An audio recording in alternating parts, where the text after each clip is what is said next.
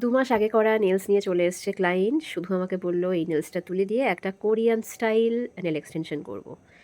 তো ফার্স্টেই nail removing এর জন্য আমি ড্রিল দিয়ে নেলের উপরের যে বিয়ার জেল পার্টটা ছিল সেটাকে আমি হালকা করে নিয়েছি, নিয়ে তার উপর ম্যাজিক জেল দিয়েছি, ২০ মিনিট ওয়েট করেছি। করার পর ম্যাজিক জেলটা এরকম ফুলে ফেঁপে উঠেছিল, সেটাকেই একটুখানি স্ক্র্যাপার দিয়ে স্ক্র্যাপ করে নিচ্ছি। তারপর হালকা করে ফাইলিং করলেই একদম নেল থেকে সবটাই উঠে যাবে। আর সেটা ফাইলার দিয়েও করতে পারো বা ড্রিল দিয়েও করতে পারো। উঠে যাওয়ার পর আমি নেল প্রাইমার, ডিহাইড্রেটার সব কিছুই নেলের উপর দিয়ে নিয়েছি। আর দেখো নেলটা কতটা হেলদি আর কতটা সুন্দর, রিয়েল নেলসটা কতটা ভালো আছে, কতটা হেলদি আছে। শুধু ড্রিল দিয়ে করলে কিন্তু এতটা হেলদি নেলস থাকতো না। তো এই নেলসটা এখন রেডি নতুন করে নেল এক্সটেনশন করার জন্য। এরপর আমি গ্লু লাগিয়ে আলাদা করে টিপস বসাবো।